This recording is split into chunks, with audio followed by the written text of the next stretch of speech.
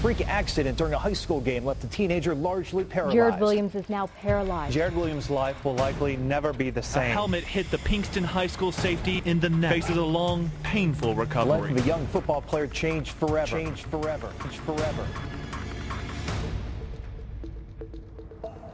On October 1st, he had his accident. Then on the 2nd, he had the surgery. And then on the 3rd, he was really sleepy. And I was like, well, just yesterday, he was doing good. But tonight, he's just not doing good. And I looked over and I looked at his, they have this machine that tells you his oxygen level and his heart rate. And his oxygen level was like at 72. And I was like, that doesn't seem right, because this has been like at 90-something all day. And I called the nurse in and she was like, oh, let's rush him down, let's get him x-ray and see what's going on. And like, I think maybe like 80% of his right lung was full of phlegm and, you know, infection.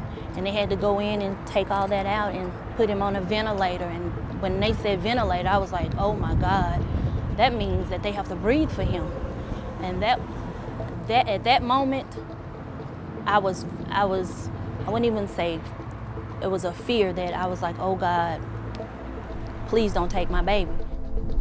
I couldn't breathe on my own for a while. I was on a ventilator and they would switch the way I breathed around a lot, and it was kind of uncomfortable. And I couldn't eat or drink or anything. It really got harder when he got pneumonia and ended up in the ICU. They really wouldn't let me back. You know, sometimes they would, it depends on the nurse, because they just wanted to make sure that he was okay and that nothing else would, you know, would happen to him while he was there. So it was really iffy every day. It was really hard. She was scared. She thought that I would be like this forever, but she said she started to pray about it, pray healing on me, that this wouldn't be the same, that this wouldn't be the end of me.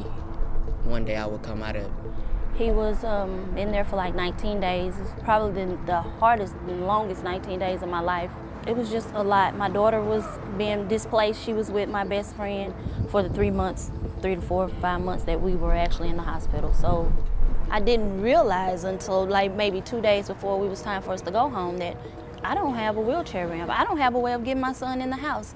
So the day before it was time for us to come home, I had to call someone to come in and kind of redo some things, make us a ramp in the house and redo the door from the garage into the house in order for us to even get in. But before then, it just wasn't even a reality. I was so focused on him getting well, I didn't even think about what was to come. I just wanted my baby home.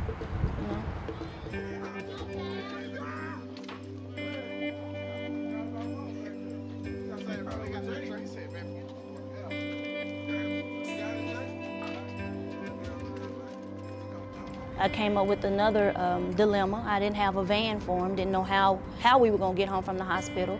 I ended up having to rent a van, which was like $99 a day. And we went up, he was like, Mom, I just wanna go to school. So we packed up and we went to the school. I called Ms. B and let her know. They had a pep rally for us that day. We pulled all the kids into the auditorium and we allowed him to speak to the kids. And what he said, because the school was facing closure, it's faced closure 2 years in a row. And what he said is, we need you to work hard because they can't close our school down. I love Pinkston and I love you guys, and if I can get up, you can get up. So I need you to come to school. Oh, and the kids just went crazy, you know. It's a remarkable thing.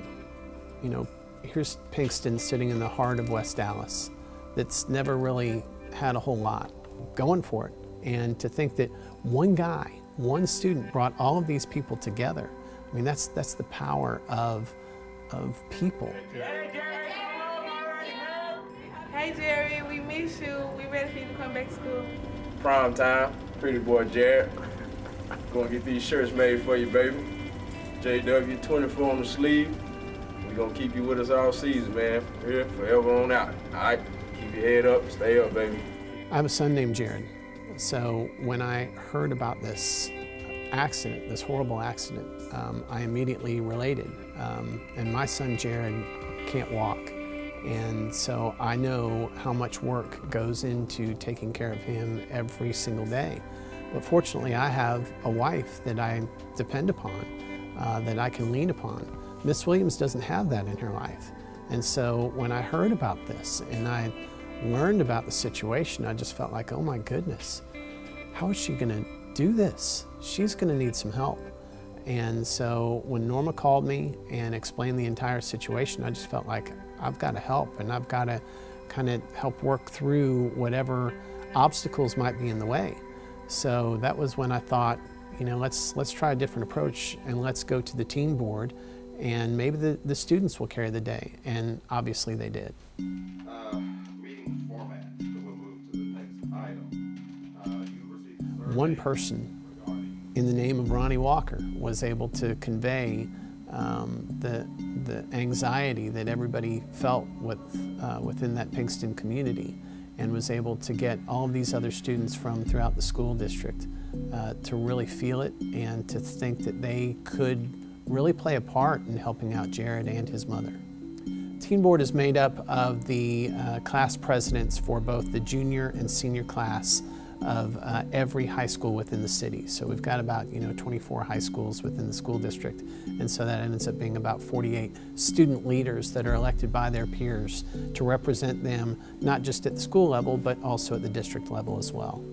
Ronnie Walker comes before the teen board and he gives this presentation, and everybody's just silent and they're listening to him speak very passionately about Jared and his teammate. And everybody bought in. You could just tell from the moment that he started talking. And you take them to their schools, and anybody, I mean, you just drop 24 cents in the bucket anytime, in just 1 week. The whole idea was students helping students. And even the poorest child can bring 24 cents. Even the poorest child can put his mark on a child's life. And that was the whole idea. It didn't matter if you were giving just a penny or 25 cents or $1, every little bit helped.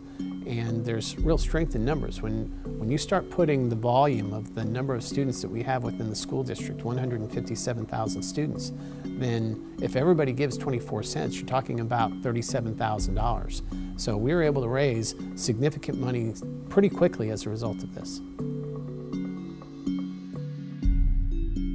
With the students in particular, we wanted to make sure the students had a particular part in what was going on. So we laid out things for the student to do right off the bat. It really wasn't a lot of issues. I think because everybody wanted to do something for Jared, it was an easy sell for donors, it was an easy sell for volunteers, an easy sell for students, parents, everyone. Because everybody loved Miss Williams, they loved Jared, and particularly I think hearts were really drawn together by what happened with Jared. So everybody wanted to do something. We all got in our cars and we spread it out like through the whole Dallas County. My first step was Park City's Presbyterian Church, which is in uptown of Dallas. It was a church I attended through my mentor, and it has a lot of connections through there, so I knew I could get some kind of hope out of there. So I went there first and I talked to the pastor, and he had an idea of bringing buckets for donations. And so my first thing I did was got right back to the school and got 6 buckets. It was like a domino effect. Knock down one domino, other dominoes fall down. We talked to one person, and another person talked to the other person.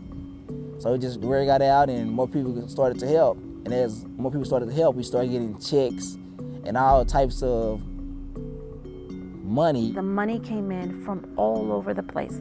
It did not only come in from the DISD students. People sending gift cards, people sending money, people sending checks through the mail for Project 24. And that's all we could do was just bucket it.